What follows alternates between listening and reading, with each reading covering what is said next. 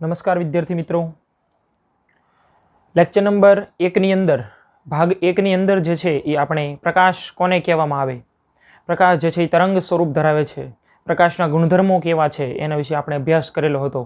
તો એની અંદર આપણે સિમ્પલ ડેફિનેશન એવી કંઈક દેતા હતા કે પ્રકાશ એટલે શું, તો કે આંખની અંદર સંવેદના ઉપજાવતા વિદ્યુત ચુંબકીય તરંગો. પછી બીજું કંઈક લખેલું હતું કે જે છે એ દૃશ્ય પ્રકાશની તરંગ લંબાઈ કેટલી હોય છે, 4000 એંગસ્ટ્રોમથી 8000 એંગસ્ટ્રોમ સુધીની દૃશ્ય પ્રકાશની તરંગ લંબાઈ હોય છે.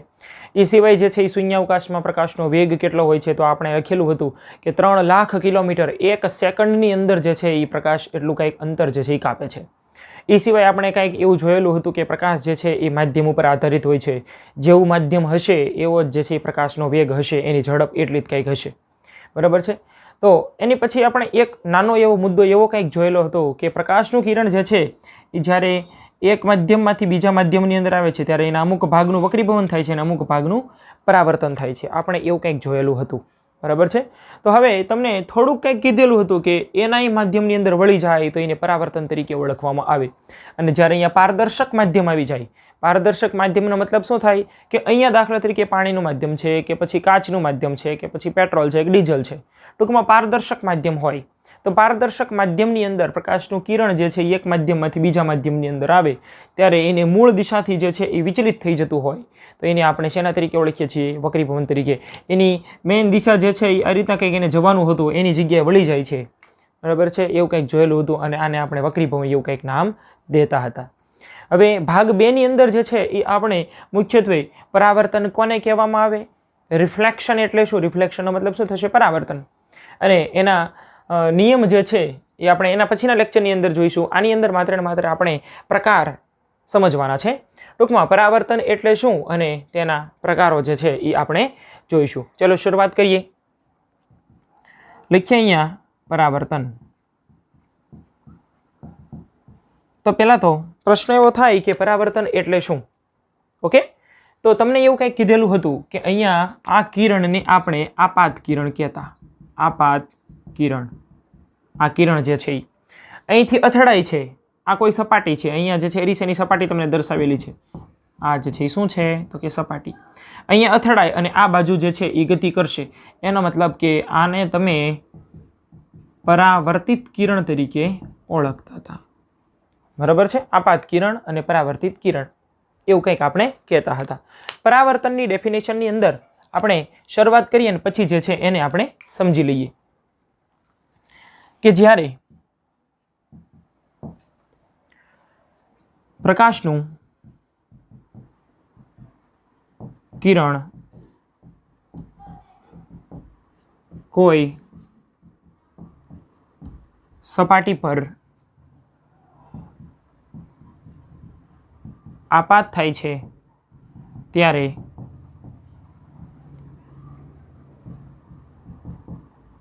પ્રકાશના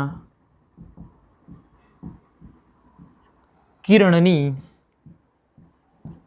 વળવાની ઘટના ને આપણે શું કહીશું તો કે પરાવર્તન તરીકે ઓળખવામાં આવે. પ્રકાશનું કિરણ જે છે એ કોઈ સપાટી પર આપાત થાય છે. અહીંયા જો આપાત થાય છે, આપાત થવું એનો મતલબ આ જે છે એને ઇન્સિડન્ટ એંગલ તરીકે ઓળખવામાં આવે, ઇન્સિડન્ટ રે તરીકે ઓળખવામાં આવે. સોરી, ઇન્સિડન્ટ એંગલ એટલે કે આપાત કોણ થશે, પણ અહીંયા જે છે આપાત કિરણનો મતલબ થાય કે ઇન્સિડન્ટ રે.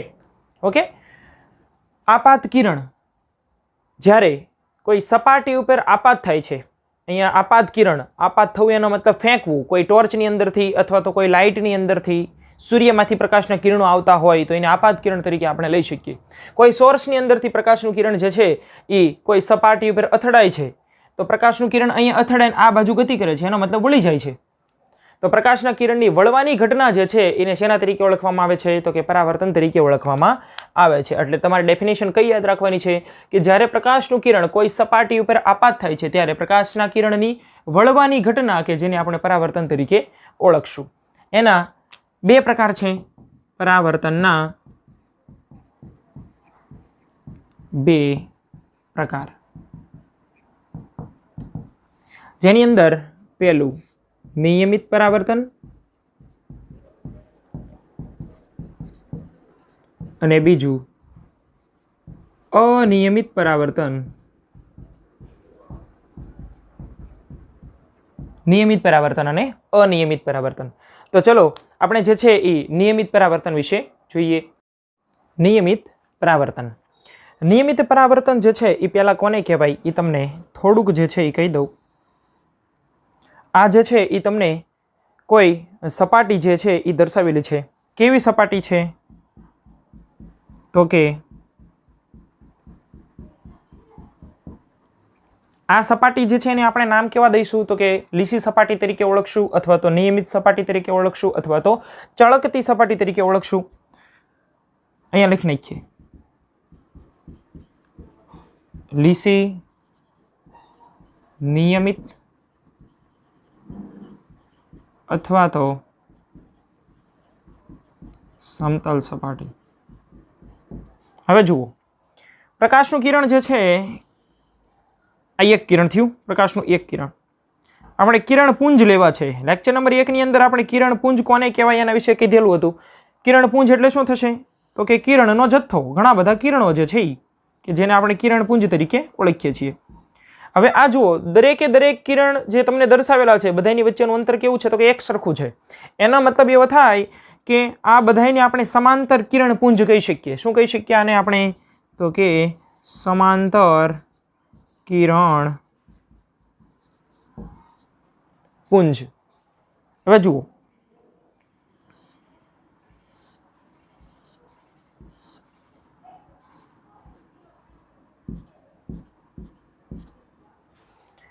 આવે છે એ સમાંતર, પરાવર્તન પામે, આ સપાટી આગળ જે છે એ પરાવર્તન પામે અને જાય છે એ સમાંતર.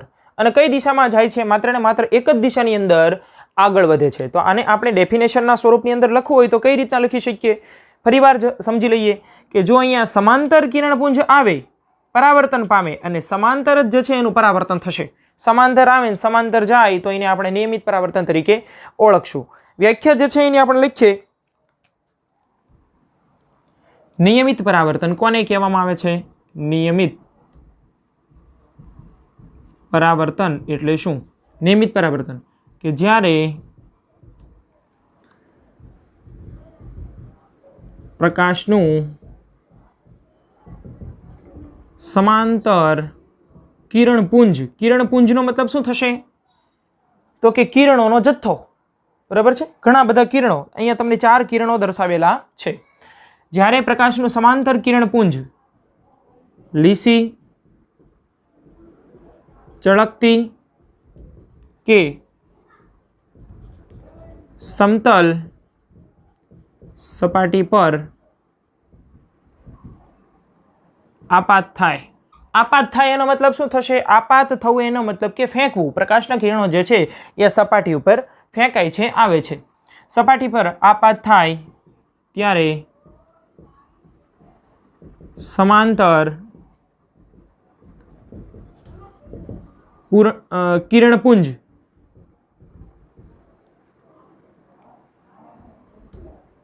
એ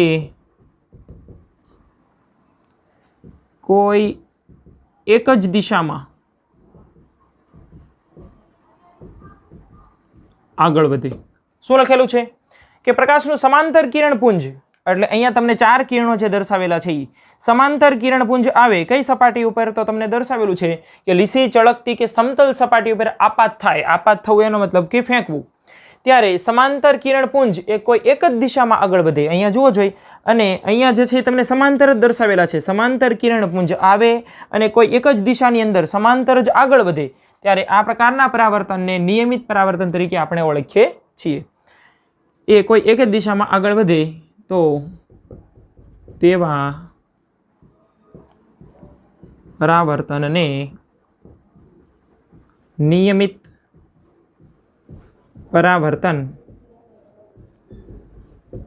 કહેવાય.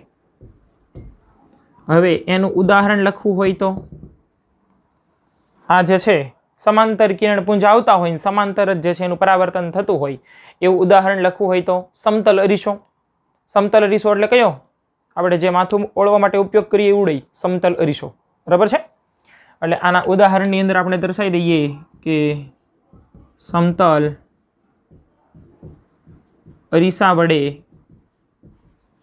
થતું પરાવર્તન. ચલો આ જે છે નિયમિત પરાવર્તનનું પૂરું. હવે અનિયમિત પરાવર્તન એટલે શું? અનિયમિત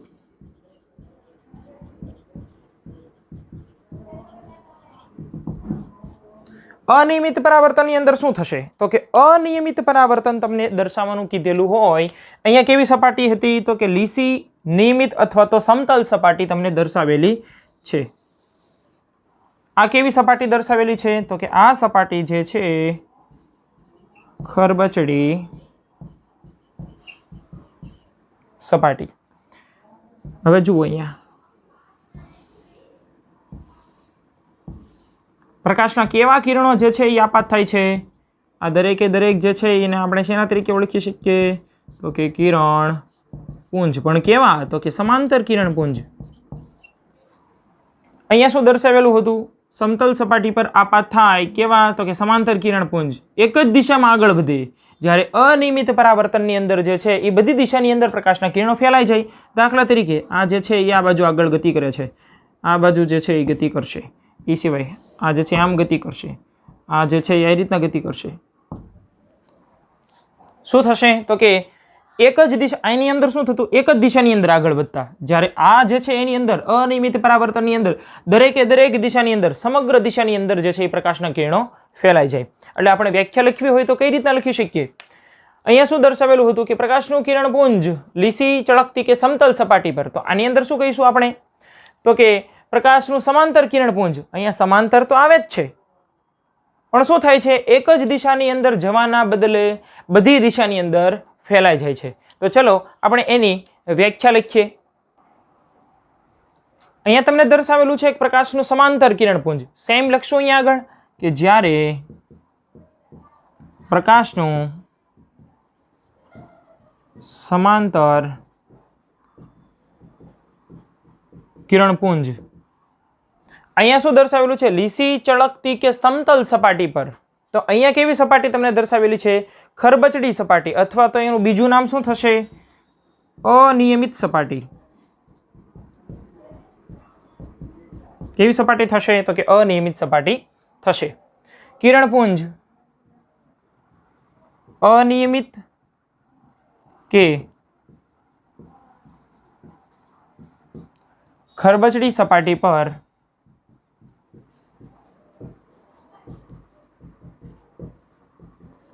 આપાત થાય ત્યારે સમાંતર કિરણપુંજ એ. જો હવે ફેરફાર ક્યાં થયેલો છે? માત્ર ને માત્ર જ્યારે અહીંયા તમને લખેલું હતું કે પ્રકાશનું સમાંતર કિરણપુંજ લીસી, ચળકતી કે સમતલ, તો એની જગ્યાએ દર્શાવેલું છે અનિયમિત કે ખરબચડી સપાટી પર આપાત થાય. અહીંયા લખેલું હતું કે એ કોઈ એક જ દિશાની અંદર આગળ વધે. જ્યારે અહીંયા શું લખશું આપણે? સમગ્ર દિશાની અંદર ફેલાઈ જાય. સમાંતર કિરણપુંજ એ સમગ્ર દિશામાં ફેલાઈ જાય.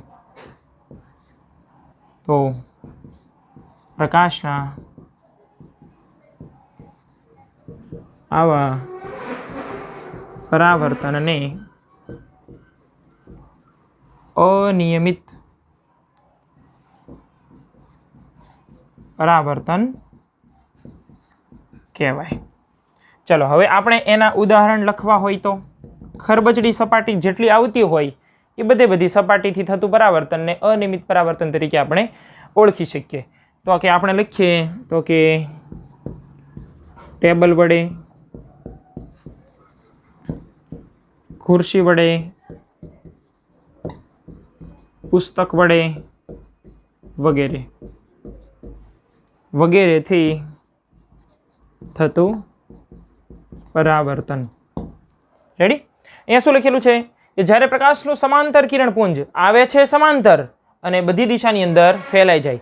જ્યારે નિયમિત પરાવર્તનની અંદર તમને શું કીધેલું હતું કે સમાંતર પ્રકાશનું કિરણપુંજ જે છે એ આવશે અને એક જ દિશાની અંદર જે છે એ સમાંતર આવે ને સમાંતર જાય તો નિયમિત કહેવાય.